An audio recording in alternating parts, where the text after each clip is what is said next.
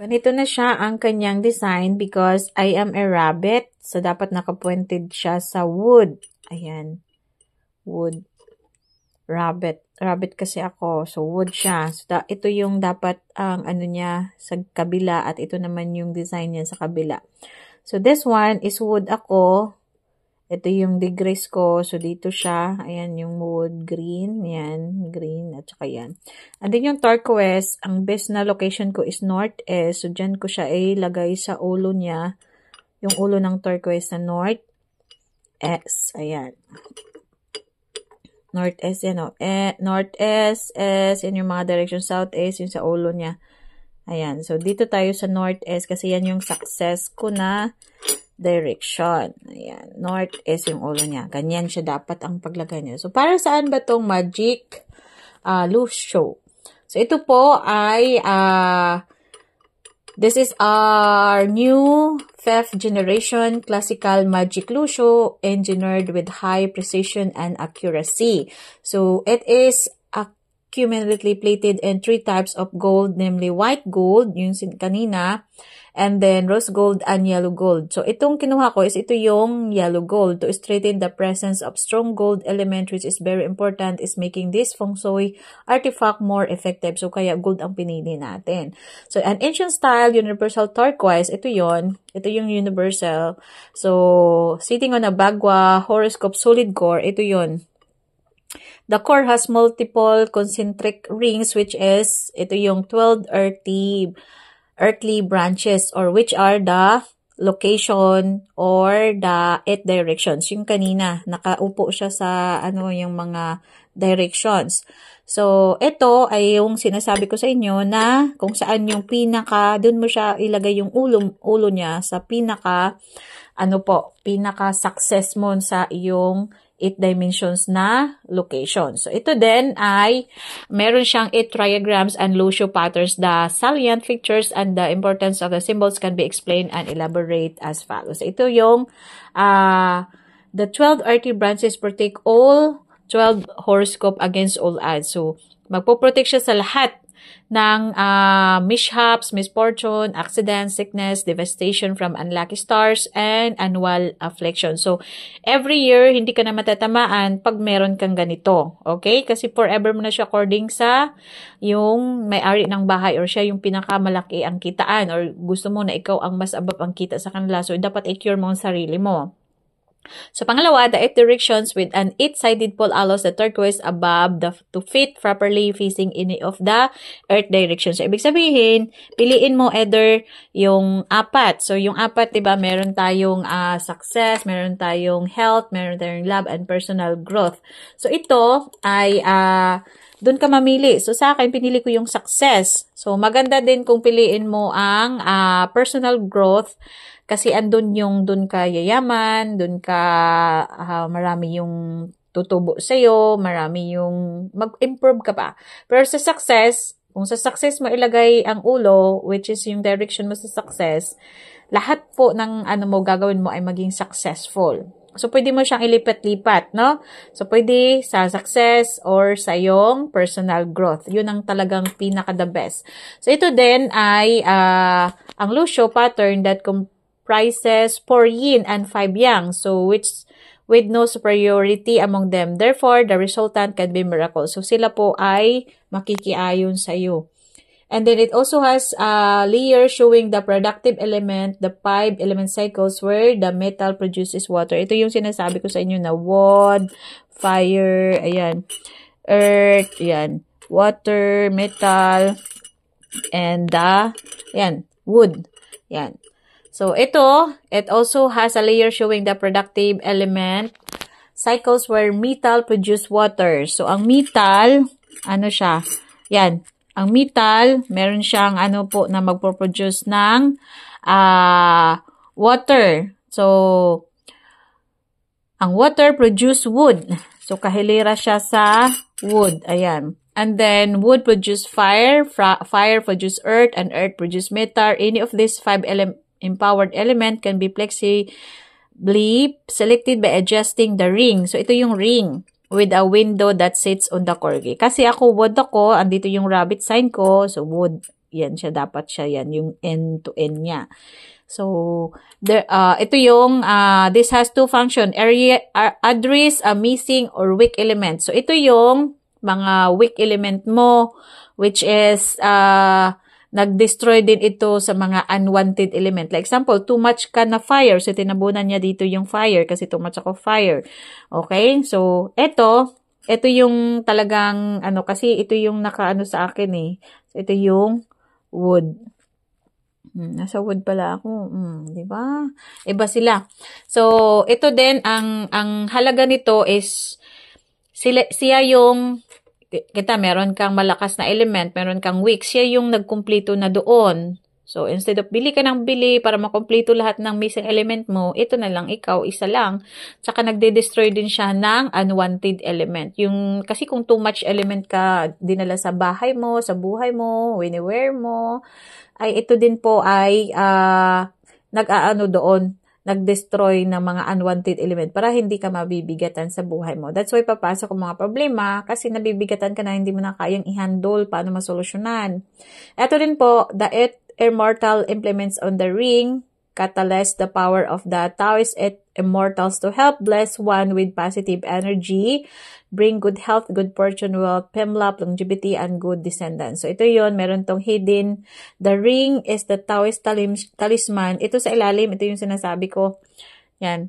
So, meron tong kapangyarihan para mabigay ng at saka magbiyaya ng mga positive energy sa bahay mo, sa buhay mo, nag-bring good health, good fortune. Good fortune po is ibig sabihin siksikliglig na biyaya, and then ito din po ay wealth, kayamanan, fame, luck, kung sa trabaho, longevity, and good descendants. So, ibig sabihin lahat ng mga anak mo ay magkakaroon din ng good fortune, wealth.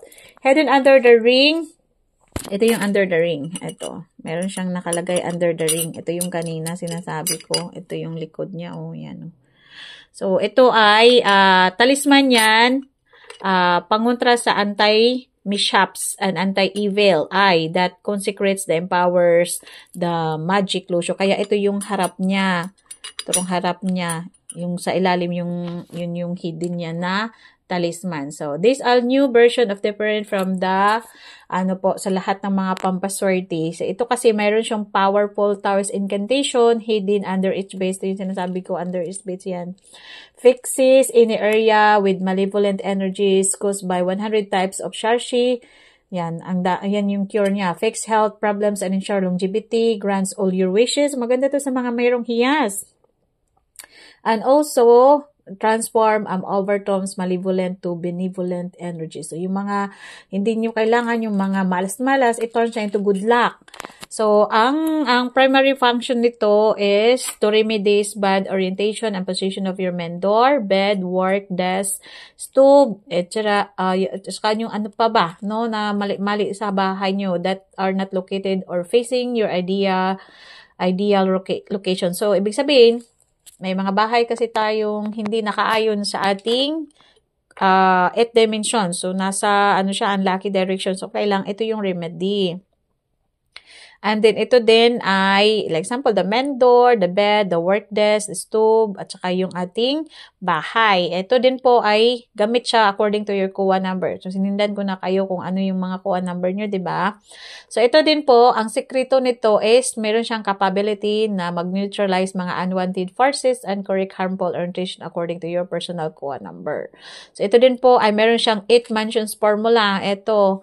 So, depending on the house, facing direction of the house, so, ito yung i-sit up niyo siya sa success. So, each type of the house will have 4 good sectors and bad sectors. This refers to the house kuwa. The bad sectors can be remedied by the magic lotion. The symbolic cure becomes even more pronounced combined with the theory of 5 elements which has been embedded in this cure. So, yung huhay, yun yung nasabi ko sa inyo na mishap. Which is earth element can be cured by boosted metal. So, ang wagwe, yan yung fire elements, which is the 5 ghosts. Can be cured by boosted wood. Kaya, ito yung wood. So, ang 6 killings, which is the ito yung liu sha. So, water element can be cured by boosted wood at saka yung, okay, yung wogwe pala ha. Wogwe is fire element can be cured by boosted earth. So, ang wogwe is yun yung 5 ghosts. Yun yung ano na ipundar mo, mawawala lahat.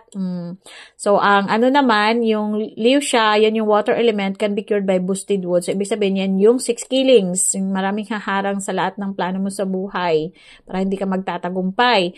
At yung pinaka-the worst, yan yung 2 talos, which is the shuming, which is the metal element can be cured by boosted water. So, either of your 4 elements ng ang mentor mo nakaharap, ito yung the best. Ha? Ito yung pointed nyo ilagay. Yan. Yung gusto nyong i-boost. Yan, dapat. Kung i-boost mo ang fire, yan. So, ako kailangan ko i-boost yung wood. Yan. So, yung cure. At saka north is nakalagay yung ulo kasi yun ang success ko. So, pwede ko na siyang ilipat naman sa personal growth kung gusto ko. So, either sa 4 na good na sector ng bahay mo. Okay? On the other hand, ito din po ay may ability siya to flip, ipataas niya ang iyong greatly one's fortune. Sabihin yung kitaan mo. When using it to activate the achievement star 1, can also associate with the magic Lucio as the celestial guardian of the north. And if placed in the north, universal career sector, kung ikaw ay nagtatrabaho, it brings sustainable, favorable, and successful employment. Naku, ganda.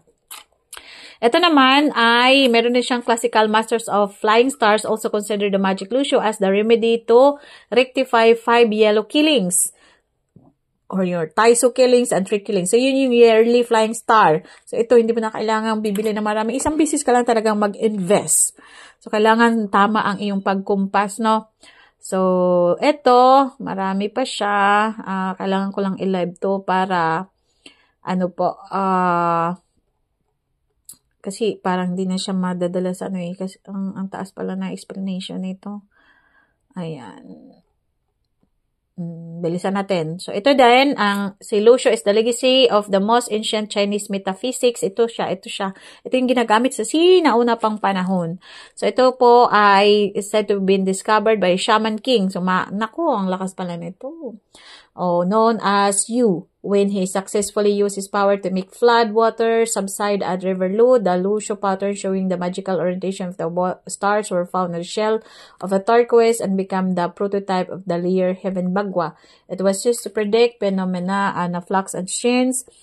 And the Lucio is part of the legacy of the most ancient metaphysics and divinatory I Ching tradition and is an important emblem in the art of geomancy concerned with the placement of the object in relation to the flow of energy. The odd and even numbers alternate in the periphery of the Lucio pattern. The 4 even numbers are the 4 concerns, and the 5 odd numbers outnumbering the even numbers by 1 form a cross in the center of the square.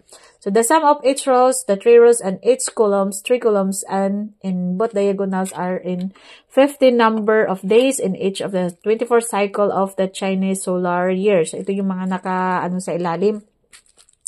Okay, so ito din, since 5 of the center cell, the sum of any of the other cells that are directly through the 5 form each other is 10. So ito yung Lucio sometimes connected to numerologica with the Bagua 8 trigrams. Ito yung sinasabi ko sa inyo na 8 dimensions, which can be arranged in the 8 outer cells, reminiscent of circular trigrams diagrams.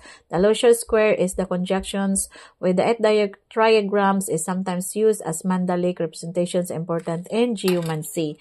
So ito din po ay may mga meaning ang taas pa. So, next nating i-vlog yun kung ano ang kanyang hatid para sa inyong